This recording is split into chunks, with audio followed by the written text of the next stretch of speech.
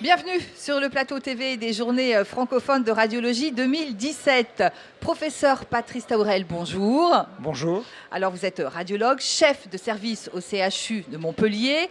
Et puis j'ajoute donc que vous êtes le président de la commission médicale d'établissement. Alors on va parler de l'attractivité du métier de radiologue. Comment est-ce que, la profession a évolué ? La profession a assez significativement évolué.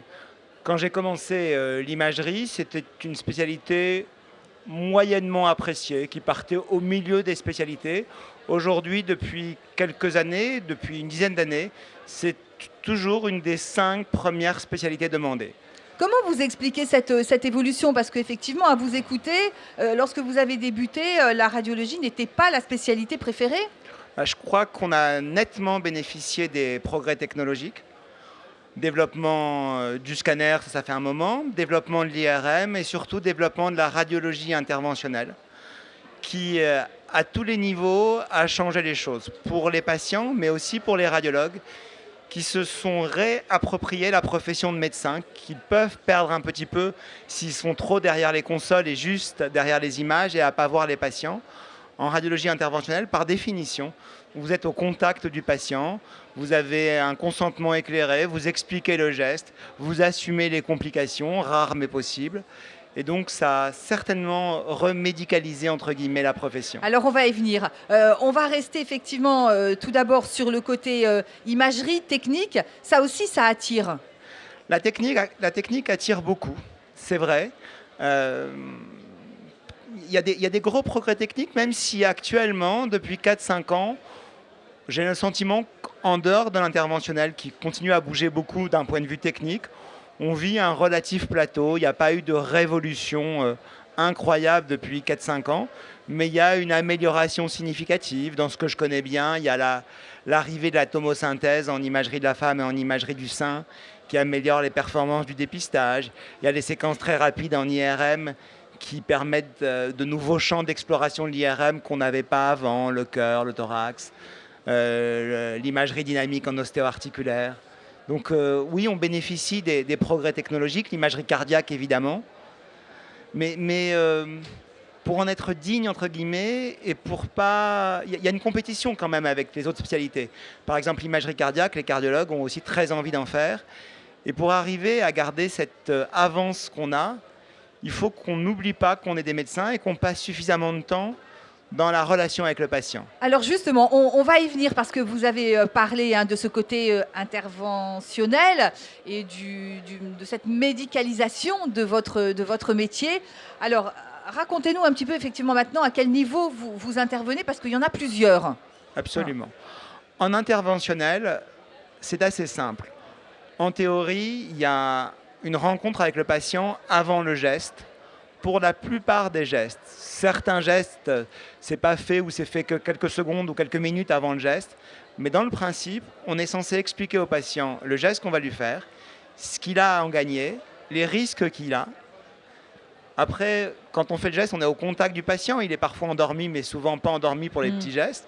Donc il y a la relation, je vous fais pas mal, comment ça se passe. Et puis après le geste, on assume les résultats de ce geste, on voit le patient après, on voit s'il y a des complications, on voit s'il a eu mal, on va le voir dans sa chambre après lorsqu'il est hospitalisé. Donc là, il y a une vraie dimension médicale, de médecin de contact avec le patient. Alors, ce que vous appelez les petits gestes, qu'est-ce que c'est ? C'est des infiltrations ? Par exemple, c'est des infiltrations qui peuvent être du pouce comme du rachis, mais c'est toutes les biopsies diagnostiques de l'abdomen, du thorax, du sein. Et puis il y a des gestes qui sont, vous savez, il n'y a pas un cut-off entre petits gestes, gros gestes. Bien sûr. Il y a des gestes qui sont moyens, que sont tous les gestes de radiofréquence ou de cryoablation. C'est des gestes de traitement des tumeurs, c'est-à-dire qu'à la place de la chirurgie, qui lui est un très gros geste, enlever une tumeur du foie, enlever une tumeur du poumon, enlever une tumeur du rein, c'est un gros geste. Eh bien, c'est des gestes qu'on va faire en percutané, en mettant des aiguilles qui vont brûler ou instiller du froid, et une partie significative de ces gestes se font en ambulatoire. Ça veut dire que le patient arrive le matin et repart le soir. Ça n'existe pas dans la chirurgie du foie, dans la chirurgie du rein ou dans la chirurgie du poumon. Dites-moi, puisqu'on parle des gestes, il y a aussi le traitement de l'AVC, c'est ça ? Oui. Bah oui, ça c'est certainement la plus grande révolution de ces dernières années. Alors expliquez-nous comment, oui. Alors je ne suis pas neuroradiologue interventionnel, Non. mais c'est quoi? C'est Monsieur X a fait un AVC, il y a un thrombus qui est relativement frais, mais pas si frais que ça, puisqu'on peut le faire dans les 24 heures maintenant, et on va enlever ce thrombus en l'aspirant, en l'attrapant, ça s'appelle la thrombectomie. Il faut juste le faire vite, et ça c'est un geste vraiment salvateur, parce que ça va faire que certains patients vont être guéris instantanément, et sinon ça va faire que les séquelles sont beaucoup moins importantes. Et le problème de l'AVC, c'est les décès, mais les décès sur des accidents ischémiques, c'est pas si fréquent. Le problème de l'AVC, c'est vraiment les conséquences fonctionnelles, et ça améliore nettement les conséquences fonctionnelles. Allez, dernière question, professeur. Je pense qu'il y a des sources d'inquiétude quand même pour vous, les radiologues. Oui, bien sûr qu'il y a des sources d'inquiétude. Je ne vais pas développer en une minute toutes les sources d'inquiétude. Si j'avais un message à faire passer, c'est la téléimagerie. Je voudrais dire sur la téléimagerie 2 choses. C'est certainement une opportunité formidable. C'est un outil qui marche. Et dans les déserts médicaux, et on a eu un plan sur les déserts médicaux hier après-midi par notre ministre de la Santé, dans les déserts médicaux, c'est une solution. Mais c'est aussi un danger extraordinaire pour les radiologues.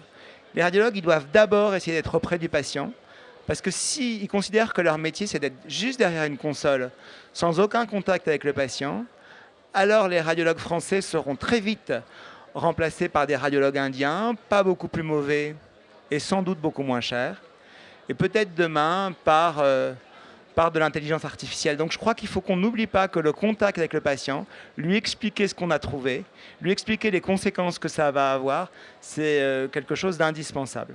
Eh bien, écoutez, ce sera le mot de la fin, professeur. Merci beaucoup d'être venu sur notre plateau, d'avoir répondu à mes questions. Merci beaucoup. Merci à vous.